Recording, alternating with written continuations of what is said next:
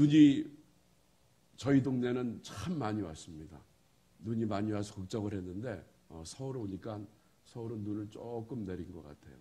거기서 오면서 생각했는데 이게 바람을 타서 눈구름은 몰고 와서 어느 지역은 눈이 50cm도 오고 어느 동네는 눈이 안 오는 거 보고서 오늘 성령의 바람이 우리 위제일교로 불어주셔서 은혜가 충만히 임해달라고 오면서 제가 차를 몰고 오면서 기도했는데 그대로 이루어질 줄 믿습니다. 그래서 오늘 여러분들 꼭 은혜 받으시고 그리고 그 말씀 붙잡아서 승리하시기를 주님의 이름으로 축복합니다. 오늘 본문 제목은 기적을 이루려면 이라는 제목으로 말씀을 나누고자 합니다. 우리는 하나님을 찾을 때 이런 하나님을 찾기를 좋아하고 있습니다. 에베네셀의 하나님, 임마누엘의 하나님, 여호와 이레의 하나님. 그러면서 하나님은 언제나 나를 도와주셔서 나와 함께 계시고 그리고 어떤 일이든 좋은 것을 예비해 주실 것이다. 우리는 그런 하나님을 참 좋아하세요. 그래서 항상 하나님 날 도와주세요. 하나님 나와 함께 해주세요. 하나님 나를 좋은 것으로 인도하여 주세요. 예비하여 주세요. 하면서 우리는 그 하나님을 찾고 있습니다. 그런데 오늘 이 본문을 보니까 전혀 그렇지가 않은 것 같아요.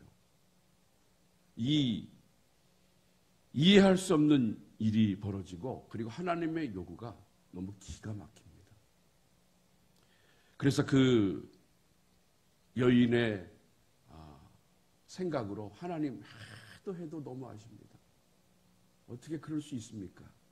라는 말까지 나올 정도로 무리한 요구를 하고 있는 것을 오늘 우리는 본문을 통해서 보게 됩니다.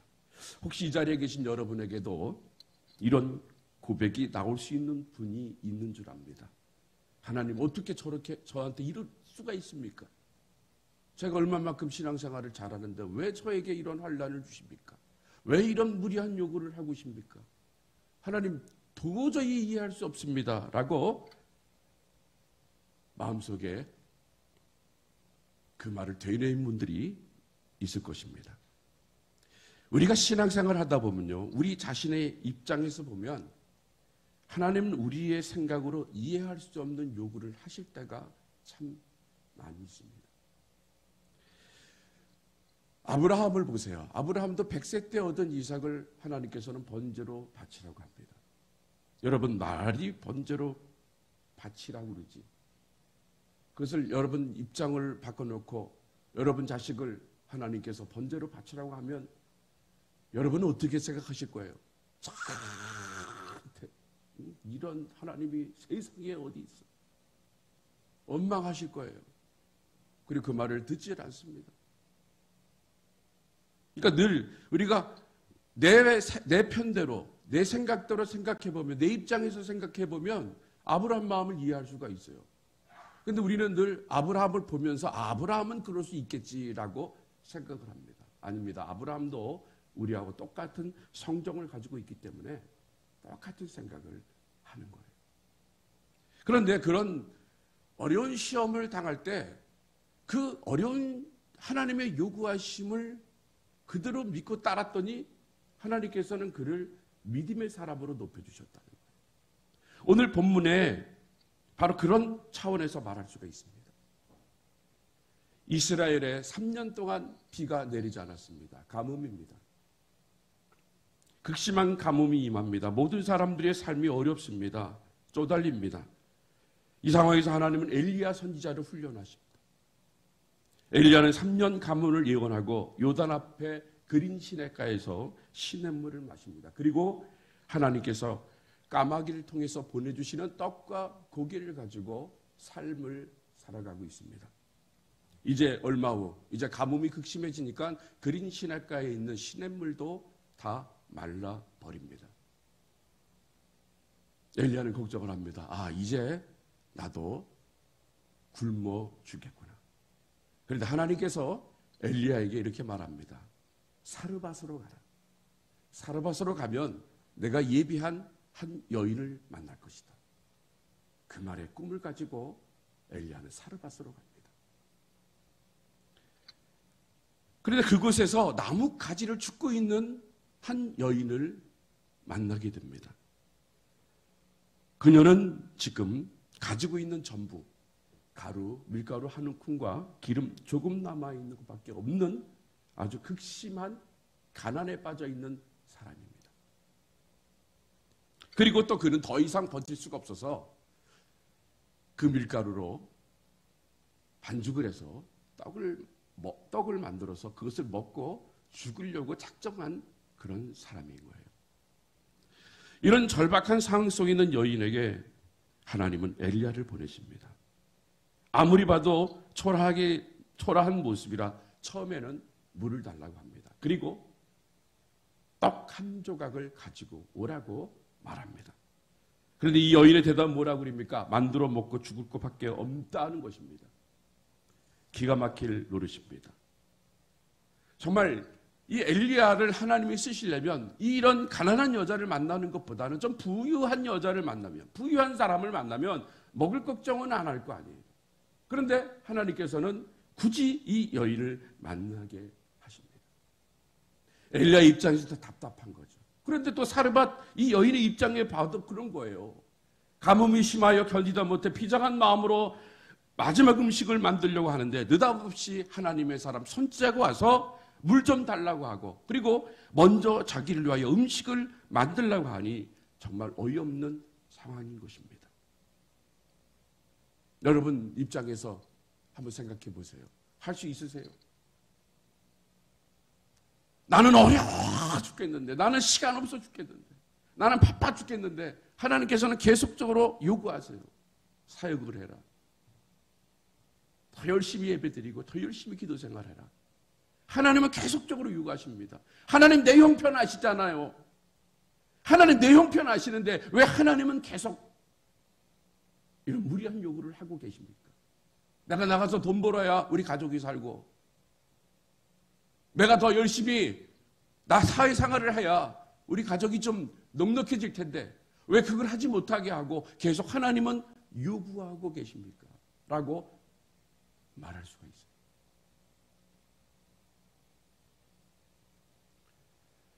그런데 이 여인은 그 말을 듣고 순종하는 것을 우리는 보게 됩니다. 우리 13절 말씀 다시 한번 봉독해 보도록 하겠습니다. 우리 13절입니다. 시작. 엘리야가 저에게 이르되 두려워 말고 가서 내 말대로 하려니와 먼저 그것으로 나를 위하여 작은 떡 하나를 만들어 내게로 가져오고 그 후에 너와 내 아들을 위하여 만들라. 저는 이 말씀을 하나님께서 저에게 하신다고 하면 저는 참 그 말을 못할 것 같아요. 어느 가난한 성도님이 계시는데 그 가난한 성도님한테 가서 야, 너 있는 거 다 하나님 앞에 바치라고 주님께서 말씀하셨다. 이렇게 못할 것 같아요.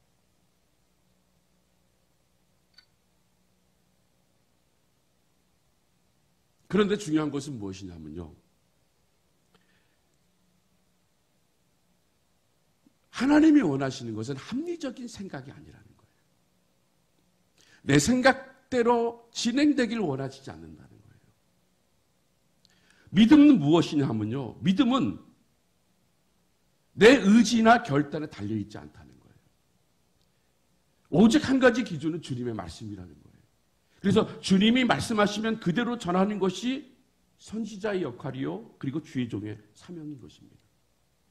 주님이 가라고 하면 가고 서라고 하면 서고 전하라 하면 그대로 전하는 것이 주의 종의 사명인 것입니다. 또 여기서 더 중요한 것은 바로 사렙다 과부의 태도를 봅니다.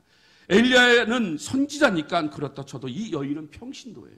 그리고 생활이 어렵습니다. 너무 열악합니다. 그동안 아껴두었던 것을 음식을 만들어 먹고 죽을 상황입니다. 그런데 엘리야 선지자의 말씀을 들은 여인은 그대로 순종하는 것을 보게 됩니다. 이것이 하나의 이야기로 들으면 그럴 수 있겠지라고 우리는 생각할 수 있습니다. 그러나 막상 나 자신의 문제, 우리 문제라고 하면 순종하기가 힘든 것입니다.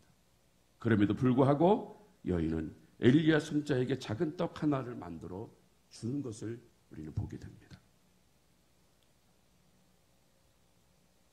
여러분, 100개 가지고 있는 사람한테 하나를 드리는 것은 드릴 수가 있어요. 그런데 하나 가지고 있는 사람한테 그 하나 전부를 드리라고 하는 것은 참 어려운 것입니다. 그러나 이 여인은 엘리야의 선지자의 말씀을 믿었습니다. 뭘 믿었냐? 바로 14절에 있는 말씀인 것입니다. 우리 14절 말씀을 봉독하겠습니다. 시작. 이스라엘 하나님 여호와의 말씀이 나 여호와가 비를 지면에 내리는 날까지 그 통의 가루는 다하지 아니하고 그 병의 기름은 없어지지 아니하리라 하셨느니라. 이 여인은 엘리야의 말씀 그대로 믿었다는 거예요. 지금 자기가 힘든 상황이지만 그러나 이 주님이 말씀하시는 그 말씀에 내가 순종하면 엘리야가 행하는 말, 통의 가루와 병의 기름이 이 어려움이 끝날 때까지 마르지 않는다, 끊어지지 않는다라는 그 말씀을 믿었다는 거예요. 바로 그 믿음이 있었기 때문에 이 여인은 그 엘리야의 말을 듣고 순종했다는 거예요. 그러므로 우리들에게도 믿음이 있어야 한다는 거예요. 하나님이 오늘 여러분들에게 요구하시는 것이 있으면 그 요구하시는 것이 무엇인지, 그러나 분명한 것은 하나님은 반드시 보상해 주시고 하나님 반드시 우리에게 복을 주신다는 것을 우리가 믿는다고 하면 어떤 어려움이 있고 어떤 어처구니 없는 일이라도 하나님이 요구하신다고 하면 그 말에 순종할 때 하나님의 놀라운 역사가 우리 삶 가운데 일어날 줄로 믿습니다. 바로 우리들이 그런 마음을 가져야 돼요. 그랬더니 그 순종의 결과로 기적이 일어나는 거예요. 바로 16절입니다. 우리 16절 한번 봉독해 보도록 하겠습니다. 시작. 여호와께서 엘리야로 하신 말씀같이 통에 가루가 다하지 아니하고 병의 기름이 없어지지 아니하리라. 여러분 믿습니까? 우리가 말씀을 듣고 그 말씀을 믿을 때 삶 가운데 이렇게 일어나는 거예요. 그러니까 안 믿는 게 문제지 믿을 때 이런 역사가 일어나는 거란 말이에요. 그래서 오늘 이 말씀을 통해서 우리에게 주시고자 하는 그 교훈이 무엇인지, 어떻게 하면 기적이 우리 삶 가운데 일어나는지 오늘 말씀을 통해서 나눠보도록 하겠습니다. 먼저 첫째, 먼저 그 나라와 그 의를 구할 때 기적은 일어납니다. 여러분 따라하시길 바랍니다. 먼저 그 나라와 그 의를 구할 때 기적은 일어납니다. 우리가 13절을 봉독했잖아요. 13절에 엘리야가 그에게 이르되 두려워하지 말고 가서 내 말대로 하리니와 먼저 그것으로 나를 위하여 작은 떡 하나를 달라고 얘기합니다. 먼저, 다른 게 아니에요. 먼저 작은 떡 하나를 만들라는 거예요. 그것을 가지고 오라는 얘기입니다. 여기서 중요한 단어는 바로 먼저라는 거예요. 이 양식은 가부와 그 아들에게 생명과도 같은 마지막 음식인데 너와 내 아들이 먹을 것인가? 아니면 엘리야의 말대로 먼저 엘리야에게 줄 것인가? 나와 내 아들이 이 음식을 먼저 먹지 않으면 죽게 되는데 그런 생각을 가지고 있었어요. 그럼에도 불구하고 엘리야에게 먼저 준 것은 내 생각이 우선이 아니라 하나님께 우선권을 두는 모습을 보게 된다는 것입니다. 예수님께서도 그 우선권에 대해서 강력하게 말씀하셨습니다. 마태복음 6장 33절입니다. 우리 한 목소리로 봉독해 보겠습니다. 시작. 그런즉 먼저 그의 의를 구하라. 그리하면 이 모든 것을 너희에게 더하시리라. 여러분 이 말씀 믿습니까? 마태복음 8장 21절에서 22절 말씀입니다. 봉독하겠습니다. 시작. 제자 중에 또 하나가 가로되 주여 나로 먼저 가서 내 부친을 장사하게 허락하옵소서.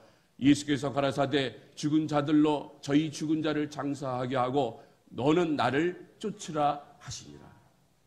먼저 그 나라를 구할 때, 그리고 먼저 주님을 쫓을 때 이런 일들이 일어나는 거란 말이에요. 우리에게 삶 가운데 우선순위가 있어요. 그 우선순위에 우리 하나님이 밀리면 안 된다는 거예요. 그런데 우선순위에 항상 우리의 우선순위는 뭐가 있습니까? 먼저 해야 될 일은 뭐예요? 내 가족들 챙겨야지, 내 자식들 챙겨야지, 내 사업 챙겨야지, 내 직장 챙겨야지 하다 보니까 하나님이 원하시는 일들은 다 뒤로 미뤄지는 거예요. 그러다 보니까 똑같은 삶이 그냥 일어나는 거예요. 늘 똑같은 삶, 늘 평범한 삶. 하나님이 원하시는 것은 먼저 그 나라를 구해봐라. 네가 지금 맡겨져 있는 그 사역이 무엇인지 생각해보고 먼저 그것을 구해봐라. 그러면 네가 생각하는 그 이상으로 내가 너에게 더해 주신다 라고 말씀하셨는데, 이것이 사람의 말이 아니고 하나님께서 우리들에게 말씀해 주셨는데, 정말 우리들에게 필요한 것은 먼저 그 나라와 그 일을 구하는 거예요. 우리가 아무리 바빠도 그 시간을 먼저 드려야 합니다. 그것이 믿음인 거예요. 내가 아무리 힘들고 피곤해도 먼저 하나님이 원하시는 것을 드려야 한다는 것이에요. 여기에는 바로 이유와 핑계가 없어요. 먼저 드리는 거예요. 먼저. 사르밧가브는 음식을 만들어 먼저 엘리야에게 주지 못할 이유가 분명히 확실히 있었습니다. 그러나 그 여인은 이유를 달지 않고 그 여인에게 바치는 것을 우리는 말씀을 통해서 보게 됩니다. 오늘 우리들은 너무 이유가 많습니다.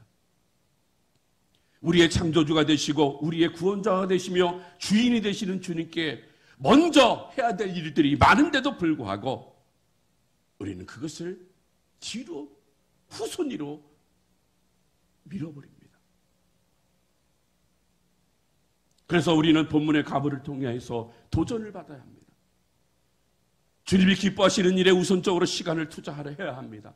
하나님이 기뻐하시는 일에 우리는 우선적으로 물질을 드려야 합니다.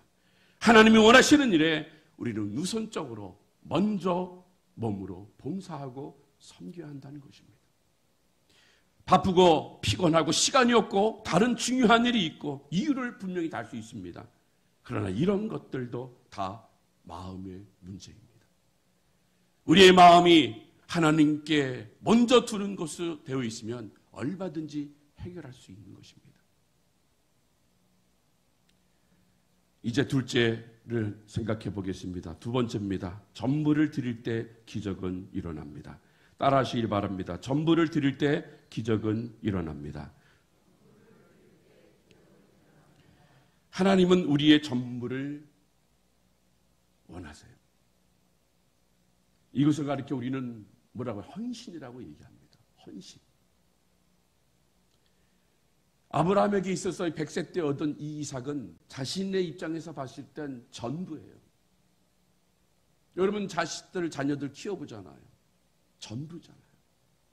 내 생명을 주고도 주고 싶은 마음. 내 자식이 병들었으면 내가 대신 아프고 싶은 마음.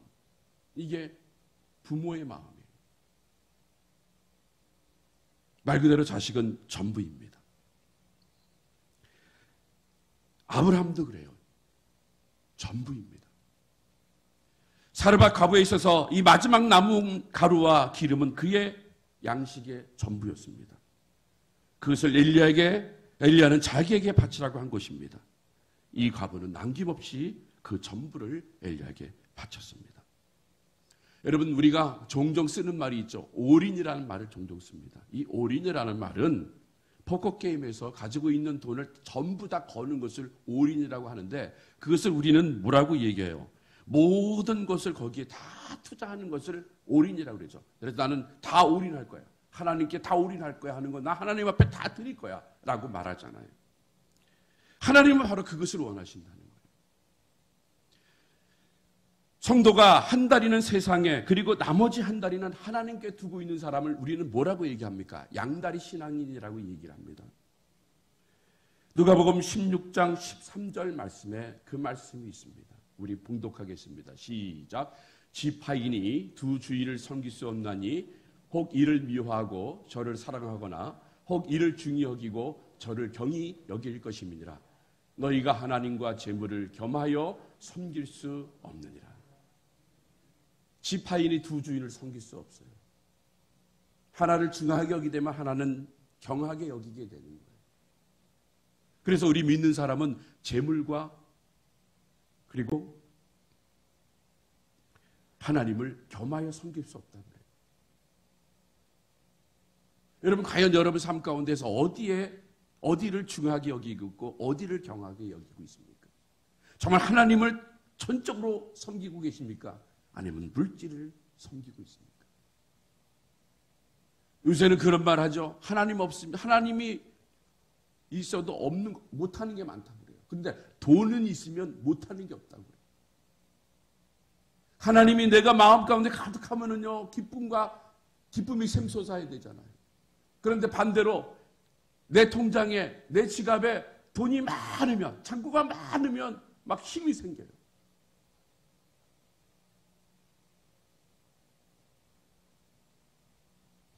그러니까 우리는 두 주의를 섬길 수가 없는 거란 말이에요. 예수 믿는 사람이라고 하면 한 주의를 섬겨야 되는데, 그런데 예수 믿는 사람이 두 주의를 섬기는 거예요. 돈이 너무 좋아. 물질이 너무 좋아요. 그러다 보니까 한쪽에 신경을 못 쓰는 거야. 누구 하나님 섬기는 거에 신경을 못 쓰는 거예요.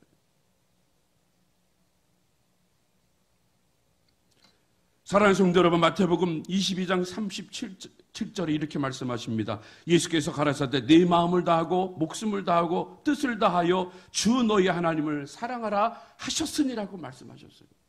어떻게 섬기라고 말씀하십니까? 네 마음을 다하고 목숨을 다하고 뜻을 다하여 하나님을 사랑하고 얘기하고 있어요. 전도를 하나님이 원하고 있는 거예요. 전도를. 그런데 우리는 그러잖아요. 어떻게 그럴 수 있습니까? 왜 우리들에게 이런 무리한 요구를 하고 계십니까? 그냥 대충 섬기면 좀 안 되겠습니까? 라고 말할 수 있어요. 그런데 여러분, 예수님을 보시길 바랍니다. 예수님께서는 우리의 죄를 위하여 100% 다 내놓으셨어요. 인간의 몸으로 입고 이 땅에 오셨습니다. 그 고통과 아픔, 그 고난 가운데서도 절대 우리를 포기하지 아니하시고 우리를 살리시기 위하여 100% 하나님은 우리들에게 다 주셨다는 거예요. 50%가 아니에요. 90%도 아닙니다. 99%도 아닙니다. 100%다 드린 거예요. 바로 하나님께 헌신하는 것이 바로 이런 것이에요. 만약에 엘리야에게 이 여인이 이렇게 얘기하면 어떻겠을까요? 벼룩이 간을 띄어먹어라 했으면 어떻겠을까요? 또 아브라함이 하나님께 내가 100세 때 얻은 이삭을 하나님께 바치면 나는 이제 대가 끊기게 되는데 하면서 그 말에 그것을 드리지 않았다면 어떻겠습니까?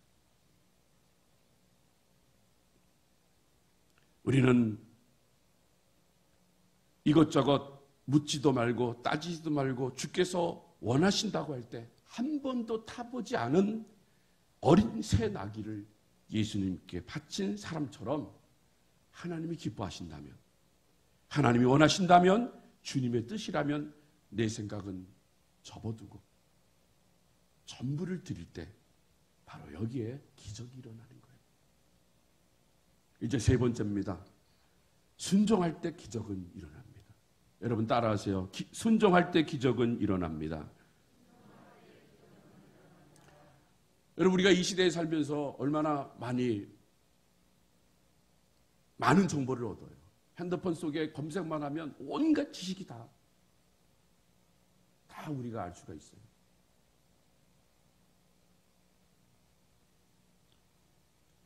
또 교회에 여러 가지 성경 공부들이 많아요. 많은 성경을 들어요. 말씀을 들어요. 옛날에 속담이 그러죠. 아는 것이 힘이다라고 얘기를 하잖아요. 그런데 이 아는 것이 힘이다라는 것이 좋은 뜻이겠지만 또 어떻게 방면으로는 이게 안 좋을 수가 있어요. 너무 알다 보면요 이론가가 돼버려요. 이론은 빠삭해. 저분한테 뭘 물어보면은 그냥 술술술 나와. 이론은.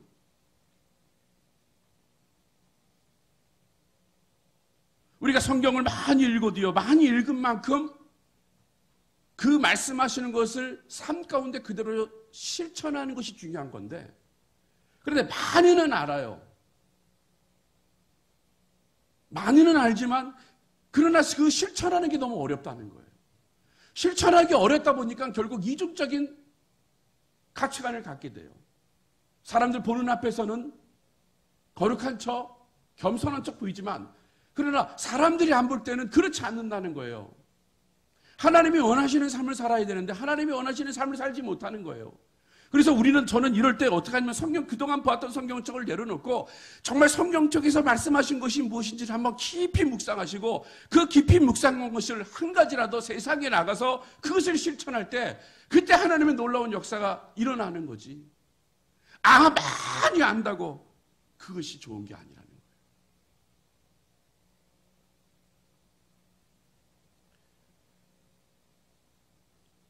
우리가 믿음이 있다고 한다면요, 무엇으로 입증할 수 있겠습니까? 바로 순종인 것입니다. 믿음의 사람에게는 반드시 순종이 따릅니다. 아브라함도 순종했습니다. 노아도 많은 사람들이 조롱했지만 그러나 하나님의 명령대로 그는 산에서 120년 동안 배를 만들었습니다. 하나님 말씀에 순종했다는 것이에요.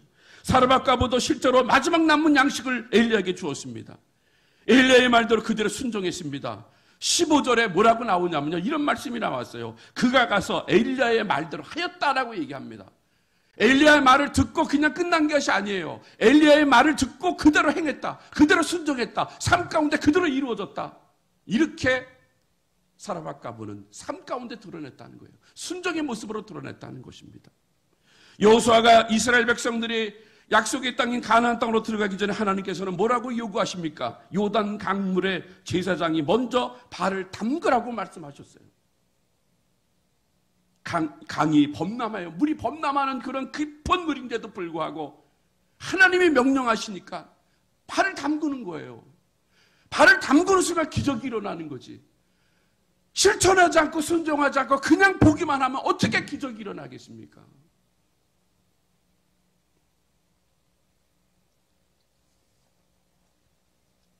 그러므로 사랑하는 성도 여러분, 우리가 하나님의 말씀을 들으면 그 말씀 그대로 순종하시는 저와 여러분이 되시기를 바랍니다. 어떠한 이유를 대지 마시고 말씀하시면, 교회에서 담임 목사님이 말씀하시면 그 말씀에 순종하세요.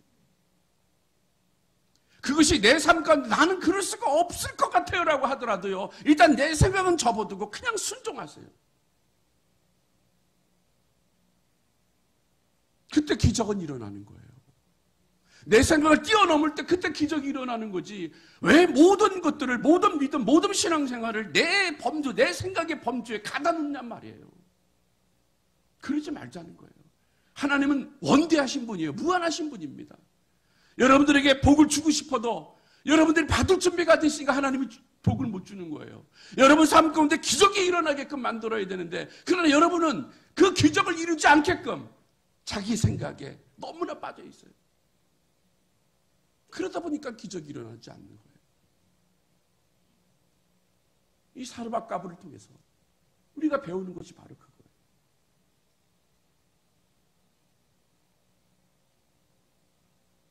이랜드 창업자 박성수 장로님에 대한 이야기입니다. 여러분, 이랜드 다 아시죠? 이랜드는 이렇게 출발했습니다.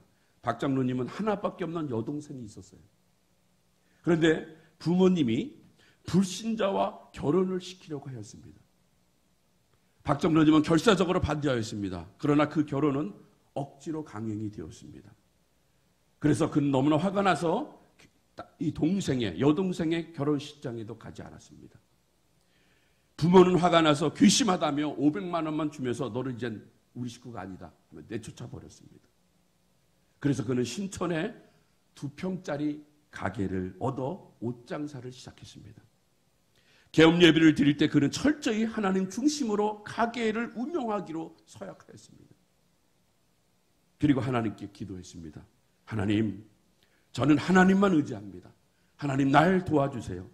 이 사업을 축복해 주시옵소서. 이익을 선교에 사용하겠나이다. 500만 원으로 시작된 이 사업이 10년 후에는 하나님 1000억이 되게 하여 주옵소서. 너무 맹랑한 기도라고 했을 거예요. 그런데 그는요, 철저히 하나님 중심으로 사업을 하였어요. 기도를 시작하여 기도를 끝났습니다. 11조를 하지 않는 대리점은 끊어버렸습니다. 주일 성수하지 않는 가게는 물건 공급을 중단해버렸습니다. 이렇게 사업하는 그를 하나님은 축복하였어요. 하나님께서 그에게 계엄 예배 때의 기도를 응답해 주었습니다. 그래서 10년 후에는 1989년에는 정확히 1000억이 되었어요. 그리고 90년도에는 3,800억이 되었습니다. 그리고 91년도에는 연매출 7,000억이 되었습니다. 그리고 얼마 전 2018년도에는 연매출 12조가 되는 대기업이 되었다는 것입니다. 여러분, 주님 말씀만 붙잡으세요. 주님 말씀만 붙잡을 때 여러분 삶 가운데 이런 놀라운 은혜로 하나님이 공급해 주신다는 것을 믿으시기를 바랍니다. 말씀을 맺겠습니다. 오늘도 하나님 말씀의 초대에 응답하는 자라는 기쁨을 누릴 수가 있습니다. 그러나 자신의 이기적인 생각을 내려놓지 못하면 그 삶은 계속되는 가뭄과 기근 속에서 고생하게 됩니다. 밤이 어두울수록 별빛은 더 빛납니다. 험난한 항구일수록 등대는 더 환하게 비춰집니다. 코로나가 일상이 된 우리의 삶이 이 사르밧 과부의 현실처럼 힘들고 어렵습니다. 이런 어려운 삶 속에서 여러분이 붙잡고 있는 줄이 세상 방법이라면 그 줄은 썩은 줄입니다. 언젠가는 끊어집니다. 그러나 세상적인 방법인 내 줄을 내려놓고 주님이 주실 줄을 붙잡으면 반드시 여러분 삶 가운데 기적이 일어남을 믿으시기를 바랍니다. 오늘 본문 15절 16절 말씀을 다시 한번 봉독하고 이 말씀이 여러분의 말씀이 되시기를 바랍니다. 우리 본문 15절 16절입니다. 시작. 저가 가서 엘리야의 말대로 하였더니 저가 엘리야와 식구가 여러 날 먹었으나 여호와께서 엘리야로 하신 말씀이 통에 가루가 닿지 아니하고 병에 기름이 없어지지 아니하리라. 이 복이, 이 기적이 여러분 삶 가운데, 여러분 가정에, 여러분 사업장에, 여러분 직장에 그대로 임한다는 사실을 믿으시기를 바랍니다. 기도하겠습니다. 참 좋으신 아버지 하나님, 은혜를 진심으로 감사함을 드립니다. 코로나로 힘들고 어려운 상황입니다. 이 사르밧 과부처럼 극심한 어려움에 빠져 있는 것이 한국의 현실입니다. 모든 자영업자들은 힘이 들다고 합니다. 또한 사업하시는 분들 너무나 어렵다고 합니다. 하나님, 이런 어려울 때 하나님은 우리에게 더 많은 것을 요구하고 계십니다. 내 모든 것을, 전부를 먼저 하나님께 드리라고 원하십니다. 하나님, 우리가 그 말씀 듣고 이 사르밧 과부처럼 순종하는 자가 되게 해주셔서 통에 가루가 마르지 아니하고 병에 기름이 끊어지지 않는 그런 놀라운 기적 역사가 우리 삶 가운데 그대로 이루어지게 하여 주시옵소서. 이 새벽 예배 때 하나님이여 응답하옵소서라는 주제로 하오니 하나님, 각 성도들 가정에, 각 성도들이 기도하는 곳들마다 다 응답되어지는 축복 역사가 넘쳐나게 하여 주시옵소서. 감사하며 예수님 이름으로 기도드리옵나이다. 아멘.